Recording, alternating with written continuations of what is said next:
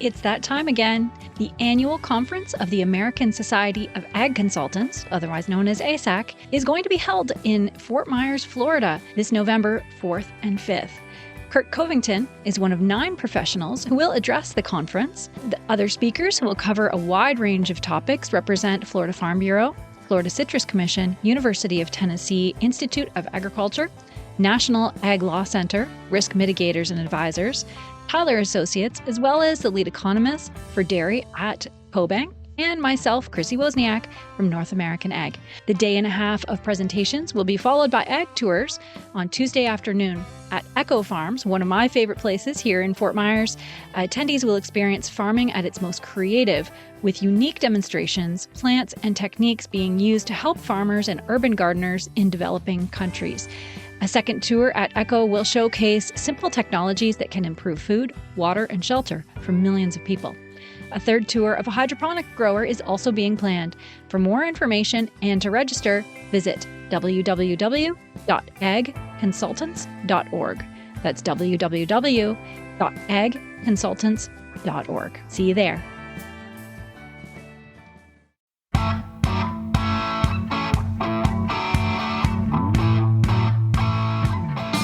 Welcome to the North American Ag Spotlight. I'm Chrissy Wozniak. Joining me today is someone very special to me. He's been a great friend for many years. He's helped me through some tough times, and I'm pretty sure I've been an ear through some of his.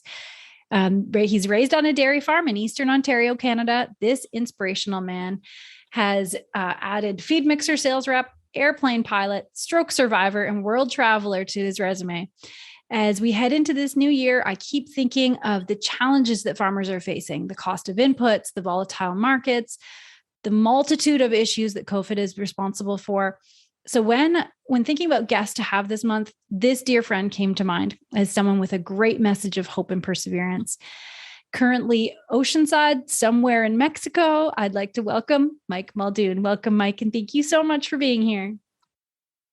Thanks, Chris. I appreciate being with you. So yes, we did go back a long time and we're very good friends.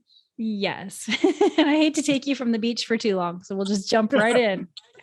So tell me about your family farm, first of all, and where your love of agriculture came from. My family farm is in Arnprior. We're just outside of Ottawa, about a half an hour going west. We had a small little farm, about 100 acres, 50 tillable, and milked about 40 cows, and then with efficiency and modern technology, we filled the quota with about 35 cows. We played with genetics, and we enjoyed working in the breeding end of it, breeding a very good herd.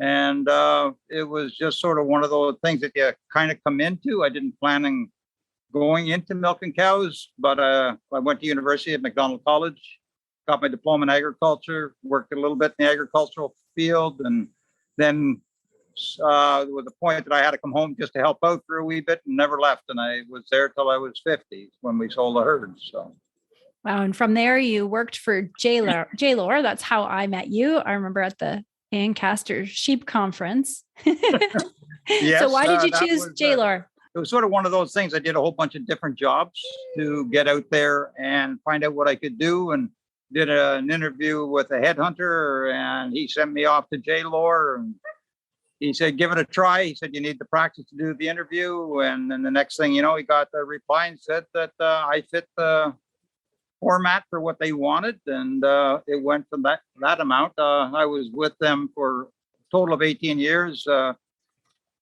One time I quit, went back home when my mom was sick. And I worked for a dealer in our area with farm machinery. And then they called me back, and then another company took me under their wing for a period of time. And then I went back to J-Lore because I really like the passion of who they are and what they stood for and that, so sometimes you get a bit of burnout, and, sometimes you just got to step away from things to find out how much you appreciate them. So you can go back and really work hard, because if you don't do that, you won't go to your potential.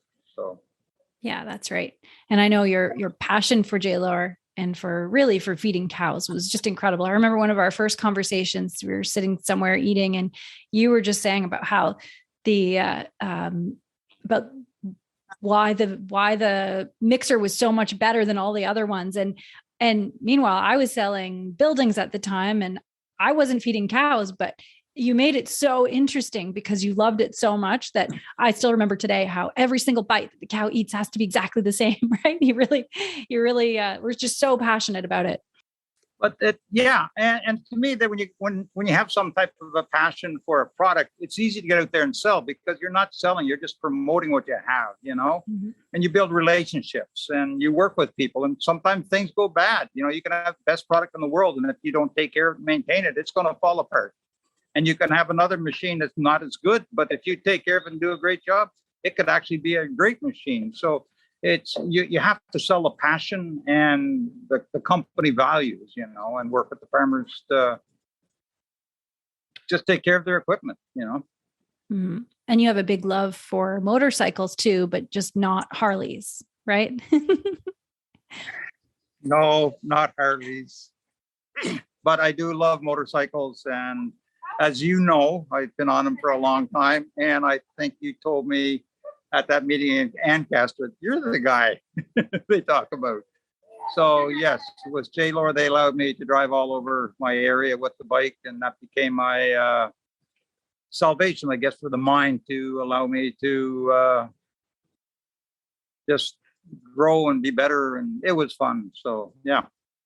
Yeah, that's it. And you've traveled. I took you for a ride on it once too. That's right. Yep, that's right. It was fun.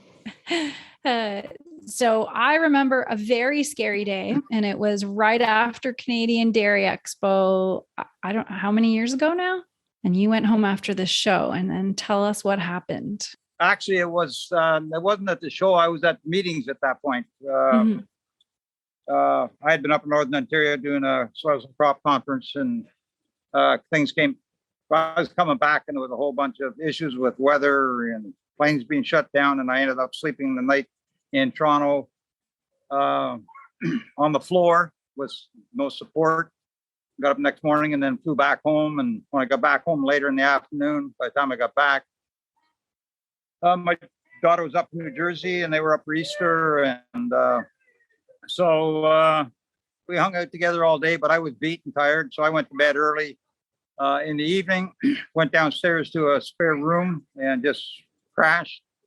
Got up in the morning at 6 o'clock, went to the bathroom, walked around, it was great, and went back to bed after that, fell asleep. And then at 6:30, people were walking around upstairs. So I got up and I went, tried to get up and see them. My whole right hand was paralyzed. So I didn't know what I had, but I knew it wasn't good. And seeing I was down there and everybody thought I was tired and beat up, they wouldn't be down for a long time. So I had to try to maneuver myself to get up. And I tried to get up, and in the process rolled off the bed it was about 2 feet high, and landed on the floor, and then tried to get up again. And I got to a door, pulled myself up, and hopped across the basement room that was down there, hopped on the lower step, and then up 13 steps to the next floor, and then headed down the aisle. My wife, she came out of her bedroom and grabbed me and said, "Stop." But being male and pig-headed and stubborn, I kept going to a place I wanted to fall into a couch, and touched it and collapsed right on the floor. She eased me down. And then at that point, I was pretty well out of the picture. And they got the family all there, and called the paramedics, and they came, and Jeff and Richard showed up. They took control, did an amazing job. And Jeff, one of the paramedics, wanted to go out another route because the one going out the front of the house is a little bit rough, and they thought if they could find an easier exit, it'd be great. So he went out the back door into the garage, and my motorcycle was there.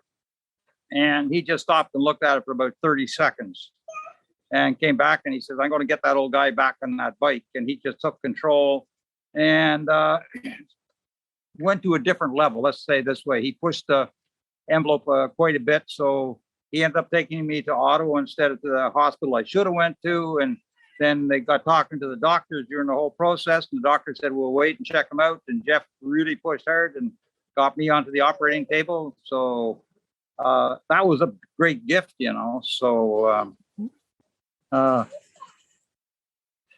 like he just took control. And so after the operation, after I was prepared, it was only 13 minutes. So they take a catheter and put it through your groin area and up through here, and the stroke clot was up here.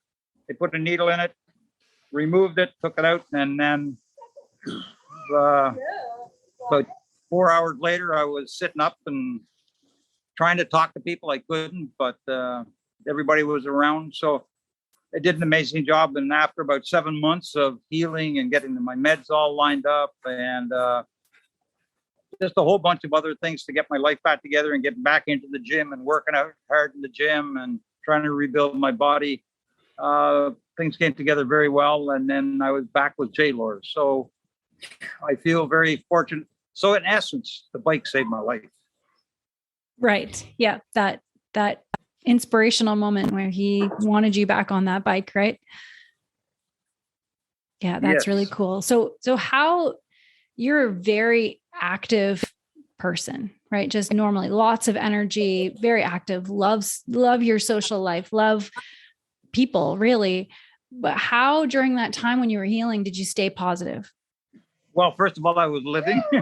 I still have my life, and that was good. Good point. And the family was all there, and you and some other friends showed up to see how I was doing and to chat, and it was just, in essence, I guess, to a big point, I've got a positive attitude about life, and you only have two choices. You can either wake up in the morning and things are going to be good, or you can say things are going to be terrible. So you have to make your decision. So to me, I think being positive, even in bad times, because of my stroke, I worked for, a few more years and then I retired and I'm off doing this stuff. So a person with a negative attitude wouldn't be in the environment I'm in now. So, how do you want to wake up in the morning? Oh, it's that attitude.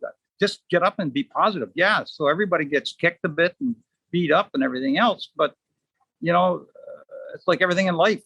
The bad points are a small number and everything else is good, but you always get focusing on the negativity. So you just have to get past that. Yeah, for sure. And so how long was it between the stroke and when you were back on your bike again? Probably about 4 months. I had a person one day, I just sort of got the nerve to go for a ride. And then I asked her to follow me in my car and we just drove around a couple of blocks. And the next thing I was back on the bike and pushing a little bit more and a little bit more. And for the first, till the next spring, I was basically in the car. So, but when things got better in the spring, it was back onto the bike again. So, yeah. And you went all the way to Alaska, right? The year after? Was it a year after or was it 2 years after? Well, the stroke was in 2017, and I have a brother-in-law who is kind of a pain. He always pushes me and keeps pushing, got to do this, got to do this, and he's an awesome guy, and we've been riding together since probably 2008.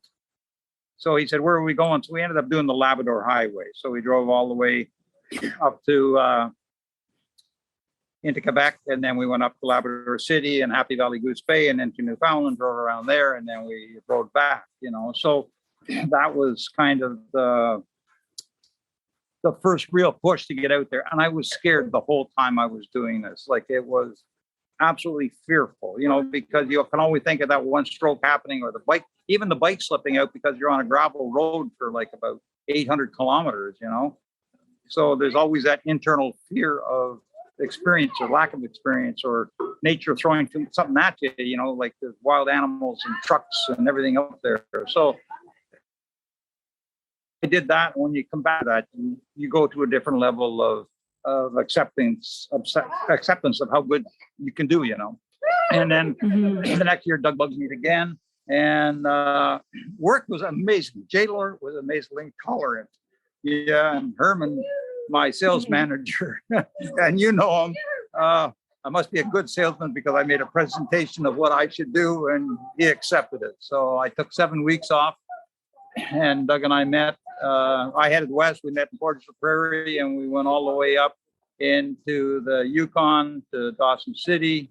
And then from there, we went all the way up to Tuktoyaktuk and slept on the Arctic Ocean, on about the 16th of June, and the sun is up, 24 hours a day, and it's fresh, and it's just absolutely beautiful. But it's 950 kilometers of gravel road all the way in. And so the only thing is, the funny part is, there's no pavement at the end. You have to come the same distance out, So, and the people I met, some of them are longtime friends now. And it's the adventure people on this route are the ones who want to just live their life. So these are the people I hang on to, people that are positive, the people that come into my life that are negative, you'd be nice to them. You can send them a check on Facebook or something sometimes, but they're not that dynamic person that you want to hang out with. So that makes it a lot easier to keep your positive attitude when you have positive attitude with people in your life.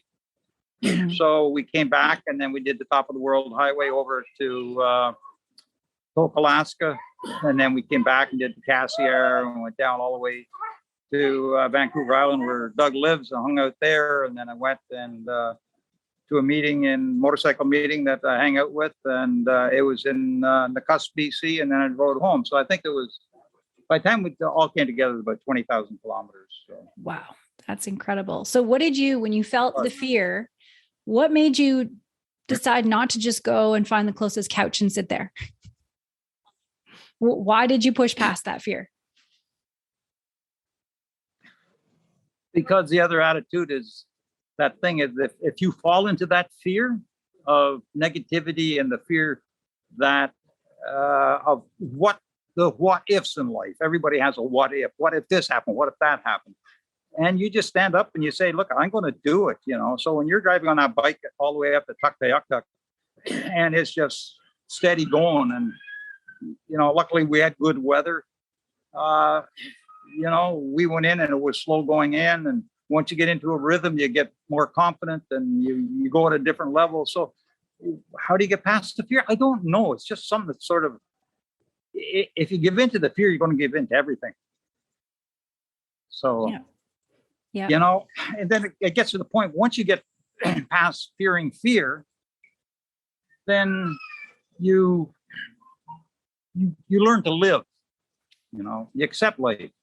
Yeah, you could have an accident, fall and break a leg or collarbone or get banged up and people get killed on the road and all of this stuff and everything, be it farm accidents or motorcycle accidents or highway accidents. There's going to be an accident somewhere in your life with, be it somebody else or you. So like I've got my body's all beat up because of farming accidents, so you just, it's sort of like farming. You get beat up, you get knocked down, you get up and you go milk the cows and you clean them out. And it just becomes almost a way of life. Yeah, just, and I think it's a mindset because a lot of people, if you give in the first time, it's easier to give in the next time and give in the next time.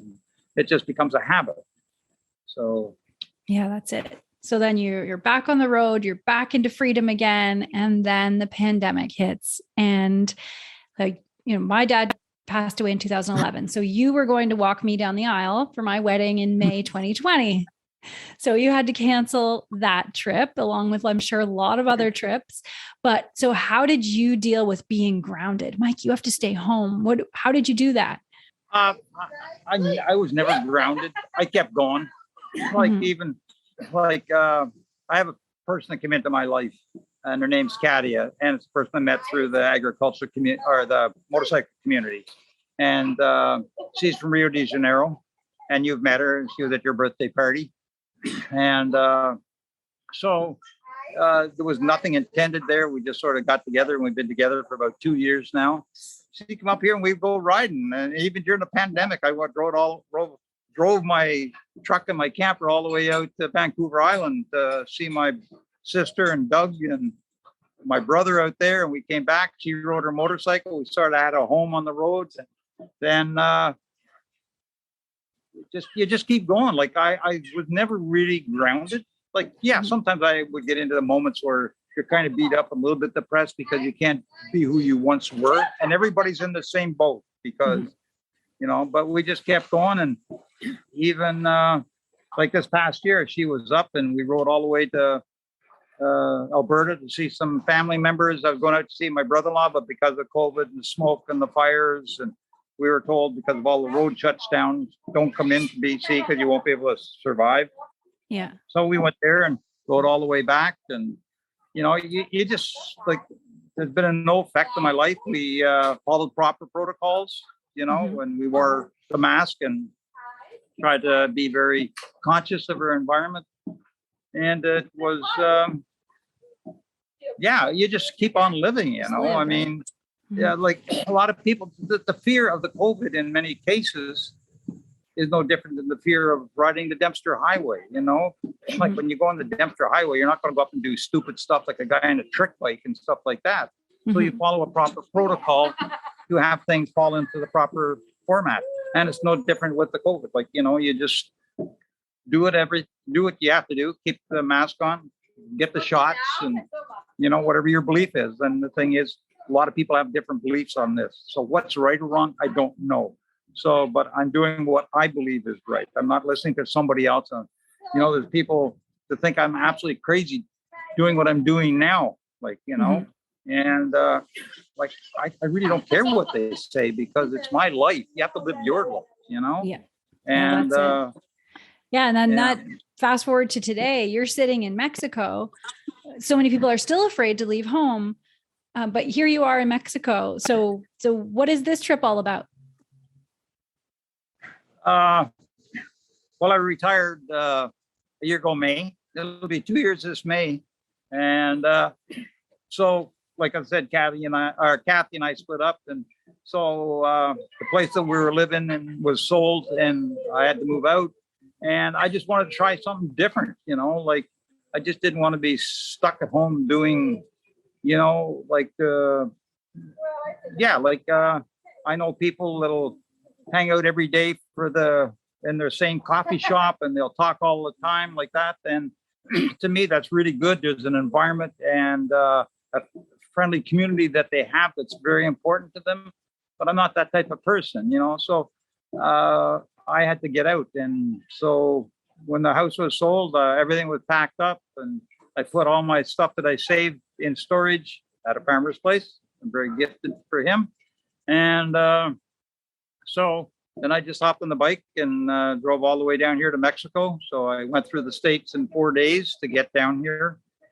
And I had to get extra in health insurance, but they gave me a clear booking to go ahead with no problems or nothing. So that was good, you know. Of course, because of my issues, you pay a little bit more, but hey, you know, you can't stop for that either, you know. So I'm covered down here for 6 months. And so we've been traveling around Mexico, Kathy and I, and we've been into backcountry and areas that, you know, that nobody goes to. Even a lot of the regulars, you know, they see me walking through the street and, you know, I'm a little bit whiter than they are. And so I kind of stand out a bit, you know, and but we've been on roads that just blow your mind. And, you know, there's all of these rumors. And some of them I was a bit worried about when I was coming down, how perceptions of the news are telling you this is bad and that's bad and everything else. So once you get past that kind of a little bit of a fear and you get comfortable, like it was just amazing where we went and some of the places we've seen and the churches and the communities and down here, everybody's smile, everybody's cordial, everybody's here to help you. Like we haven't run into any negativity at all. The people, like my Spanish really, really sucks. Katia's Spanish is good. And so maybe that's taken a bit of my strength away to learn more Spanish, you know, but it's just amazing to be out there discovering Mexico. And yeah, like I'm at a beach place right now. We've been coming down. I was really burnt out because of moving out of my home that I built and then taking care of all the family issues that needed to be taken care of. And then all of a sudden you're going, wow, you know, so I got burnt out and I told Katia, I said, we need to take some time off. So today it's 3 weeks on the beach in 3 different places so we can spread it out and enjoy it. And it's just amazing. And the whole way down here, I basically only lived with the Mexican community. Like I'm going to the markets in the towns, like when we were at the place north of here in Estapa, you go to a restaurant at the hotel by the beach and you will spend up for a breakfast. And I can go into the markets where just the locals are hanging out in these kitchens that are all over the place. And they're not what you would perceive as what we have at home. But you can buy the meal for 25% of what you would pay in the hotel, And that's where I eat all the time. Like we're not into these fancy places and all of this stuff. And we're trying to live as cheap as we can, That's so cool. So what do you think, coming back to farmers in the future? So what advice do you give farmers who are facing fear? Like what are some steps they can take? Well, there's a lot of issues, the gift with my job working with J-Lord, there was places I used to go and I got to meet some of the great people in the agriculture community. And when you sit and you chat over a glass of wine and, about the stories of what's going on and everything else. And in the agriculture community, it's one of the industries that has one of the higher rate of suicide. So there's a lot of pressure on the farm. And I know that for myself because like I got beat up. I got my leg banged up on the farm and my hand banged up. And, so when you get beat up like this, and in the old days, which is no different than a lot of the smaller farmers today, they're just working from paycheck to paycheck. So they have to really work hard. The bigger you get and the more fluid you are, that makes it a little bit easier, But the farmers, they just, if you don't have the passion for farming, you almost have to get out of it. Because I think passion keeps you in and keeps you focused and allows you to live on a very small amount of money. And, and you take that, you roll it back in so you can get bigger and better and this stuff, And back in my days, that way of doing it wasn't as dominant as it is today, because it is a major industry nowadays. Back in my days, it was just a passion type of thing, and that's the part that I love about it. My kids all grew up with that same passion, but they didn't want to farm. So farmers, it's tough because I've known farmers who died with suicide, and you just have to get past that, where it's a tough business, and you can get beat up, especially when you're living there 24/7, 365. And when you get to the point that you're really beat up really bad, go find a good person to sit down and talk to, be it a psychologist or somebody like that you build a relationship and a trust with, and just spill your guts out to them and tell them everything about you that nobody else knows. And in many cases, this worked because I went through that after my relationship broke up. So, it's pretty tough, but you just got to get up every morning and do it. You got to get up every morning and milk the cows and all of this stuff, Yeah. And make the hard decisions when you need to, right? For what's good for you. Like you came to a point where you had to make a decision that you would be happier in a different role, right? Well, at the end, like when we were working on the little farm and, our small farm, we had to make a decision. What do we do, And there was not a lot of interest with the kids, and our farm was too small, and we were kind of stifled, and the body was falling apart. The knees are done. And so you have to make a decision. And when you start looking around your own neighborhood, you see all the other ones that had to make the decision, So yes, it's a tough decision, when you've bred all of these cows all your life and they've done well, and you get out there and, you had a clientele that was sort of coming to look at them and buy them in the old days, it wasn't all genetics, it was more confirmation. So that's all changed now. But it was just, it's tough to make those decisions to move on. And it hurts. It hurts big time. It took a long time to get over that hurt of not being a farmer anymore, and after you're not a part of the community for a while, you're sort of put off to the side and you're not a part of it anymore, at the same way that when you're in it, because you're going to the shows and talking and this stuff. So you have to move on and accept that you find another passion, and luckily enough, J-Lord allowed me to, in essence, be a better farmer because I could promote the benefits of good agriculture and technology and all of this. And so, yeah, that's awesome. So one more question for you. What gets you out of bed in the morning? What's your passion and what were you put on the earth to accomplish? In looking at it now, like I've been fortunate enough to speak at some meetings that I've been invited to around a little bit around North America. And my passion is to tell people when you get knocked down, get up there and get back out. Like, I mean, I'm gifted. Like I had a stroke that was a terrible stroke, but modern technology and a paramedic that wanted me back on that bike and all of this stuff.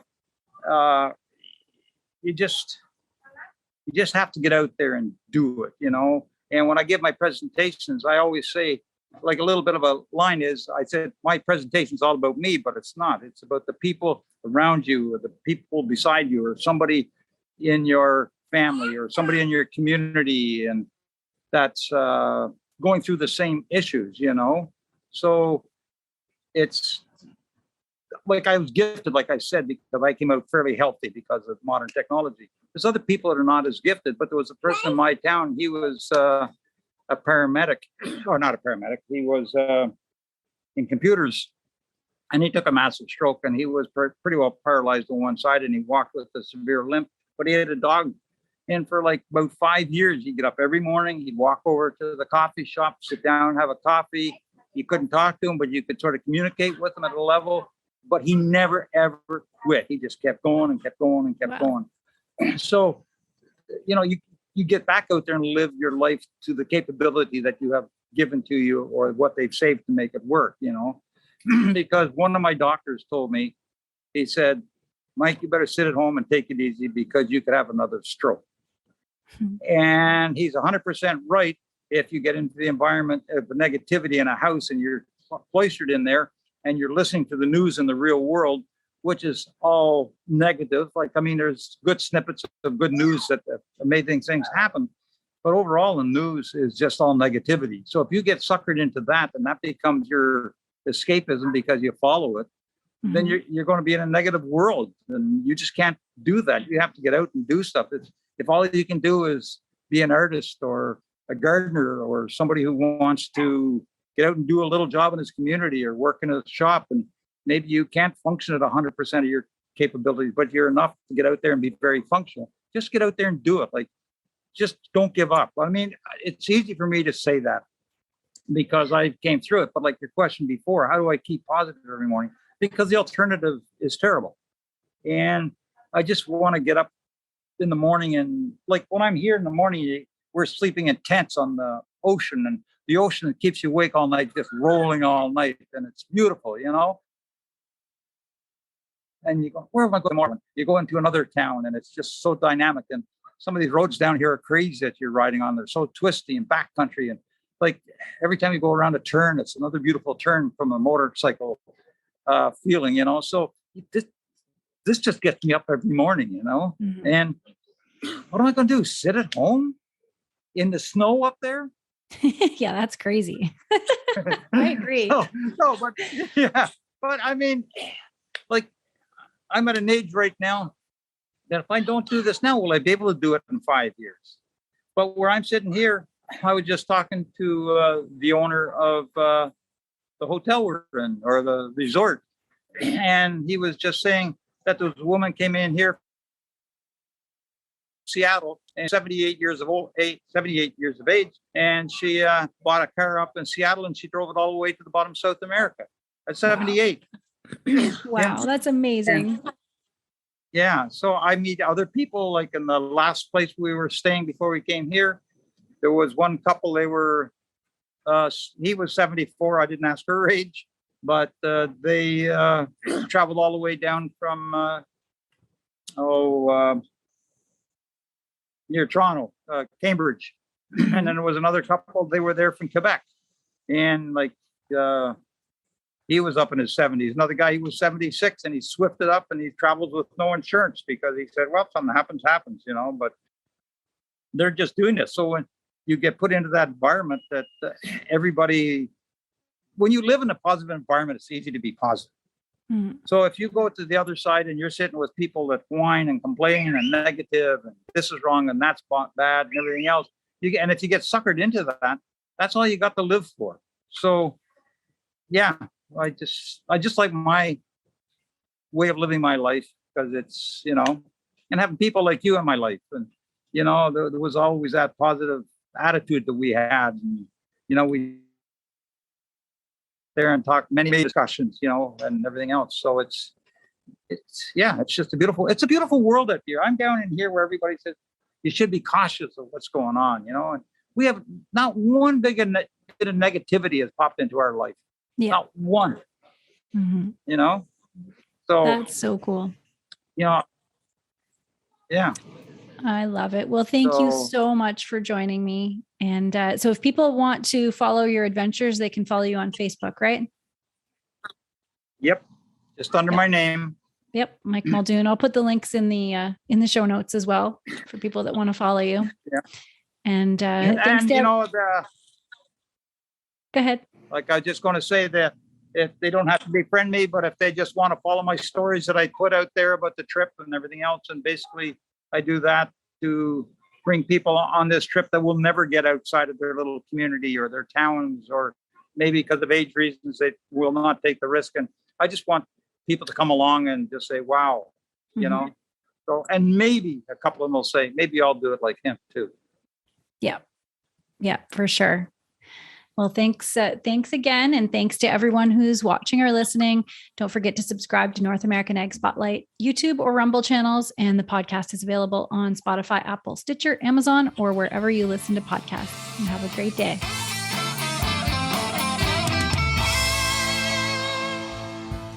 Thanks so much for listening to today's Ag Spotlight episode, where we put the spotlight on people and companies doing great things for the agricultural industry. Don't forget to subscribe on Apple, Amazon, Spotify, Stitcher, or on your favorite podcasting platform, and give us a 5-star review. You can also follow us on YouTube and Rumble to see the video version of Ag Spotlight. Also, head on over to NorthAmericanAg.com to subscribe to our Industry Connect update newsletter. If you're interested in advertising opportunities, email us at connect@NorthAmericanAg.com. Thanks for listening.